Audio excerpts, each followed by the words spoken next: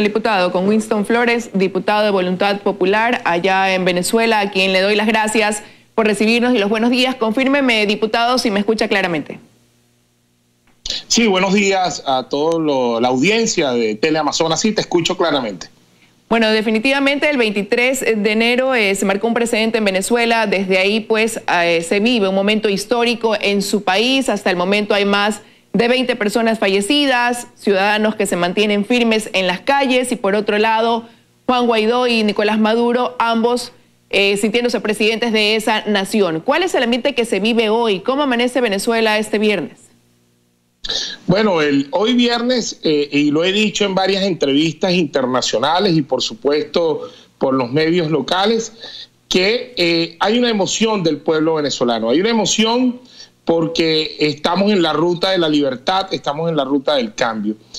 Pese a la represión, que debo dejarlo muy claro, han sido grupos paramilitares, asesinos del régimen de la dictadura de Maduro, llamados colectivos, que uniformados de Policía Nacional Bolivariana han arremetido contra el pueblo. Ese pueblo que Chávez, dentro de su demagogia, juró defender. Ese pueblo que Maduro dice que está con él, es con el que están arremetiendo. En los barrios de Caracas, en los barrios del estado Vargas, en toda Venezuela, están arremetiendo contra la gente que no tiene comida, que no tiene medicinas, que no tiene transporte, que no tiene agua, que no tiene luz. Pregunto yo, en la lógica de cualquier ecuatoriano que ha visto la situación de cómo los venezolanos han salido huyendo de aquí, ¿puede usted pensar que el usurpador de Maduro tenga al pueblo venezolano de su lado? Y por eso le digo que hay felicidad en Venezuela el día de hoy. Felicidad, pero también hay tristeza con las ganas de seguir luchando bajo la Constitución y la lucha no violenta contra estos demonios, contra estas personas que lo único que hacen es quererse mantener el poder por la fuerza. Pero sabemos que también esto es una lucha no solo política, sino espiritual. En Venezuela estamos viviendo momentos muy difíciles. Su partido político, que es el mismo partido político de Juan Guaidó, sostiene que aquí la ruta sigue siendo el cese de la usurpación, un gobierno interino y que se dé paso a elecciones libres.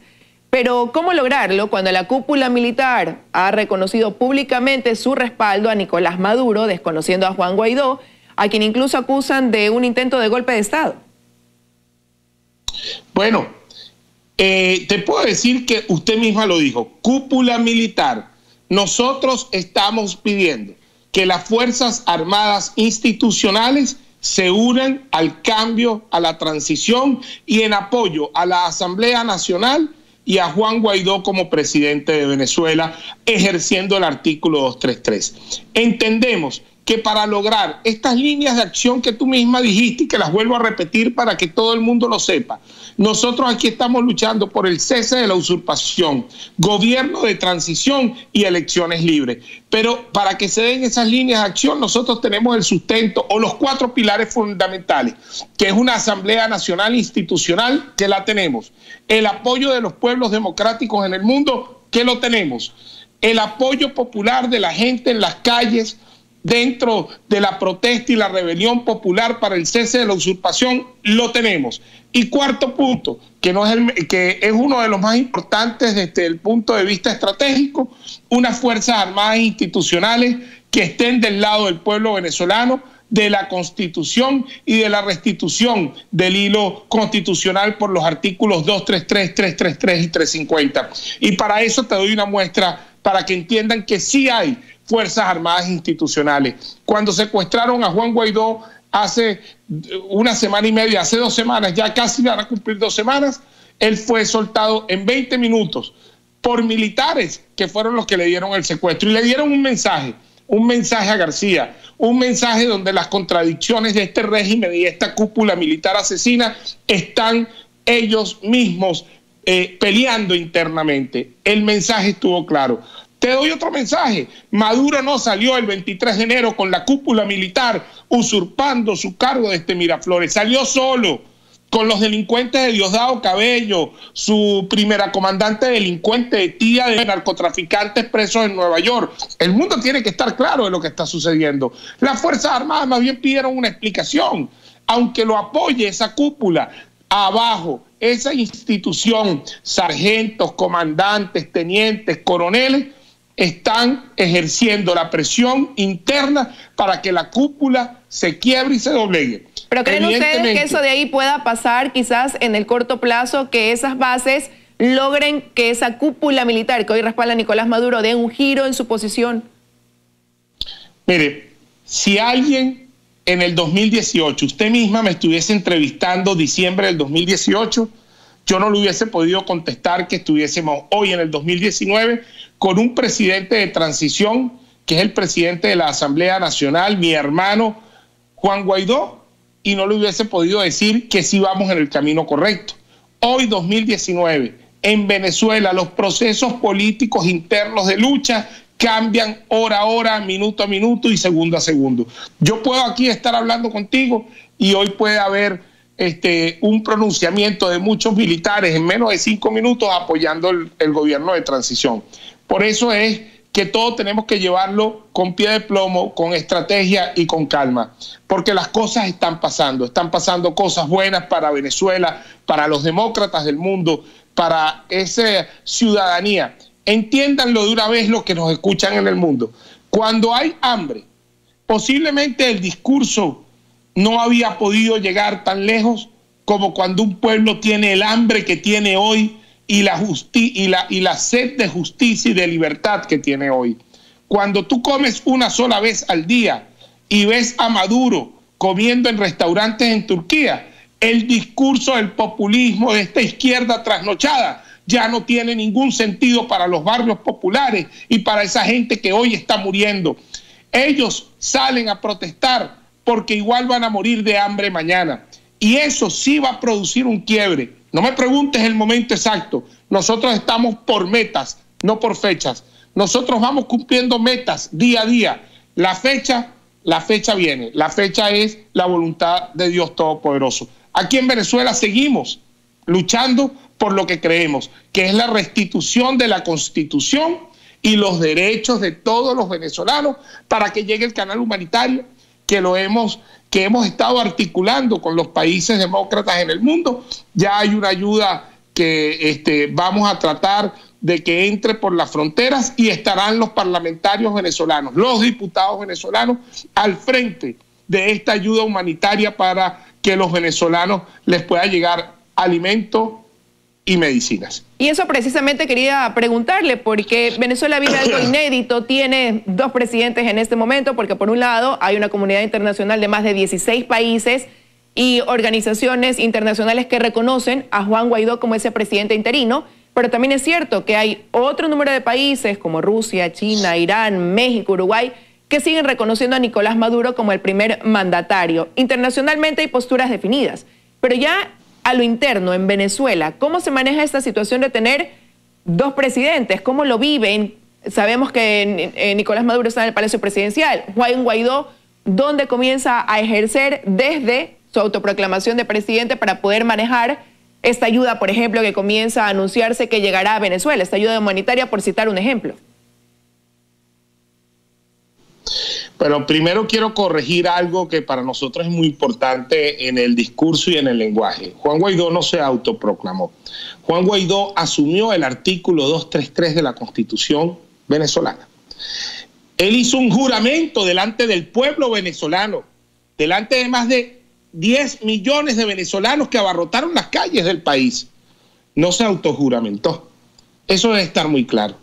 Él asumió el artículo 233 como lo indica la Constitución y juró delante del pueblo venezolano hacer valer ese artículo y juramentó al pueblo venezolano para que con los artículos 333, que por cierto recuerdo lo que dice, que investido o no de autoridad usted debe restituir el hilo constitucional, y el artículo 350 que sencillamente habla de que hay que desobedecer cualquier régimen usurpador. Entonces, eso debe quedar claro para la comunidad internacional. Juan Guaidó está ejerciendo la presidencia de la Asamblea Nacional y asumió las competencias del Ejecutivo, porque esto es un hecho político importante, histórico e inédito en Venezuela, y está ejerciendo y asumiendo desde el Palacio Legislativo, sede de la Asamblea Nacional y de nosotros, los diputados elegidos por el pueblo venezolano. Quiero que eso quede muy claro. En segundo término, cuando nosotros hablamos del canal humanitario, de la ayuda humanitaria, de que lleguen los alimentos, es porque creemos que dentro de las primeras situaciones que se deben de lograr para mejorar las condiciones paupérrimas y miserables donde están muriendo miles de venezolanos, deben entrar las medicinas de inmediato y deben entrar los alimentos. Y seremos nosotros, los diputados de la Asamblea Nacional, bajo el mandato de nuestro presidente Juan Guaidó, garantes de que estos alimentos y medicamentos entren para que organizaciones como Cáritas de Venezuela, organización de la Iglesia Católica, puedan empezar a hacer la distribución junto con la empresa privada y con diferentes factores de Venezuela que están comprometidos con este cambio. ¿Y cómo ve el pueblo venezolano? ¿Cómo ve el pueblo venezolano? Esto es muy sencillo. Usted vea a Maduro quien lo acompaña, usted vea a Juan Guaidó quien lo acompaña. Eso sí, que quede también muy claro. A Juan Guaidó lo acompaña un pueblo pacífico que va con la Constitución, la bandera de Venezuela, y a Nicolás Maduro lo acompañan unos delincuentes armados dispuestos a asesinar a este pueblo que no lo va a permitir, porque aquí vamos a rescatar esta república porque nosotros somos hijos de libertadores, somos hijos de Simón Bolívar. Hecha esa precisión, diputado, México y Uruguay han planteado como una salida al que se sienten las dos partes, entiéndase a Nicolás Maduro y Juan Guaidó, para buscar una solución pacífica a lo que vive Venezuela en este momento, es lo que ellos han dicho, y no dar paso a una intervención. Nicolás Maduro, el día de ayer dijo él estar dispuesto a hacerlo. ¿Cuál será la posición por parte, y se le pregunta a usted por ser miembro del mismo partido político de Juan Guaidó, la posición ante esta opción que están brindando estos dos países, o proponiendo estos dos países? Bueno, debo decir que la propuesta de México y de Uruguay es una propuesta dentro del marco de la diplomacia y de la sensatez que deben tener los pueblos democráticos. El problema es que Maduro no tiene sensatez democrática. El problema es que Maduro es un mentiroso crónico, enfermo.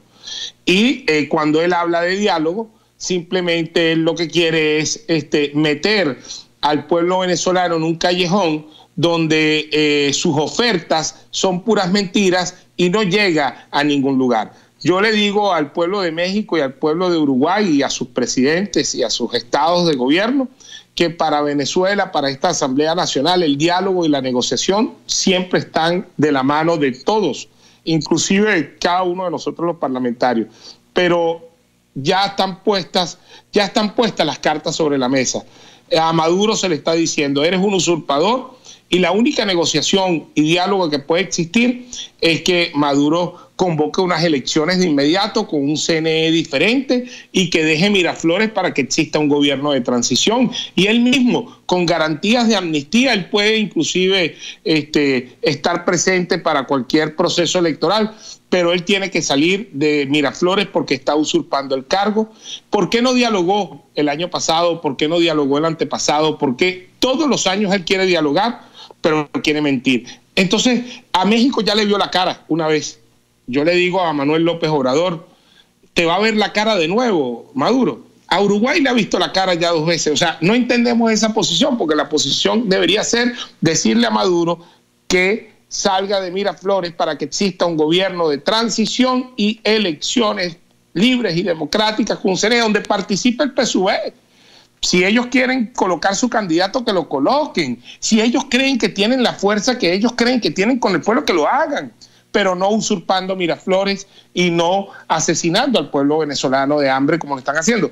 Pero nuestras puertas están abiertas para una negociación seria donde no le quieran ver la cara ni al país ni a este parlamento que ha luchado tanto por la libertad de este país. Y usted me acaba de mencionar, diputado, garantías de amnistía. Hasta el día de ayer escuchaba al presidente interino Juan Guaidó decir es una opción que se estaría analizando para dar una salida a que Maduro abandone Miraflores. ¿Ya han tomado la decisión de que eso sería lo que podría darle, como digo, esta garantía de amnistía a Nicolás Maduro y su gente a cambio de que deje el palacio?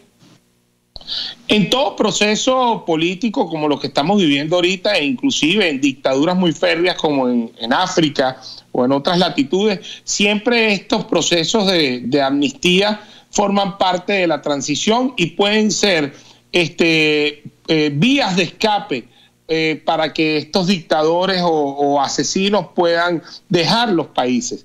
Nosotros no queremos impunidad, queremos justicia, pero si por el bien del país la ley de amnistía tiene que ser otorgada y puede ser parte de una negociación para la salida pacífica de toda esta situación, estamos abiertos y por supuesto así lo dijo el presidente Juan Guaidó, y yo como diputado a la Asamblea Nacional creo que es una herramienta esencial de transición, de justicia transicional. La amnistía tiene que existir y eso es lo que va a volver a unirnos a los venezolanos.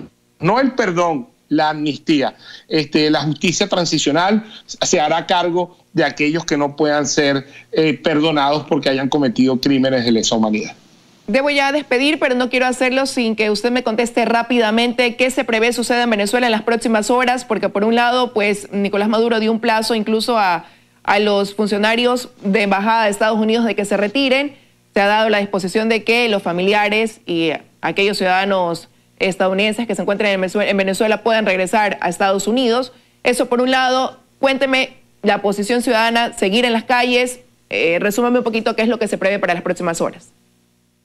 Bueno, nosotros para este fin de semana, la Asamblea Nacional, por directrices de nuestro presidente Juan Guaidó, iniciamos nuevamente cabildos abiertos para discutir y aprobar con la ciudadanía la ley de amnistía que para el próximo martes debe ser aprobada y sancionada por la Asamblea Nacional. Vamos a discutir la ley de amnistía y vamos a hablar con la gente todos los pasos que debemos dar para este cese de la usurpación, gobierno de transición y elecciones libres y democráticas. También estaremos en actividades propias de contacto con cada una de las personas que han sido víctimas de la represión en los barrios de Caracas y en los barrios de toda Venezuela. Y para cerrar con el tema de la embajada norteamericana o el gobierno norteamericano, hay convenios diplomáticos muy claros que, bueno, Maduro no sé si está dispuesto a violar. Hay un dicho aquí en Venezuela que dice que perro que ladra no muerde. Al final, el gobierno norteamericano va a sacar solo a ese personal sensible, o sea, mujeres, niños, familiares, pero va a dejar su embajada abierta porque con el reconocimiento a Juan Guaidó y lo que hemos dicho y lo que ha dicho Juan Guaidó, nosotros no hemos roto relaciones diplomáticas con ningún país del mundo, ni siquiera con China, ni con Rusia, ni con Cuba. Nosotros queremos que todos los países del mundo estén aquí para que sean testigos de este proceso histórico de cambio y de libertad en Venezuela.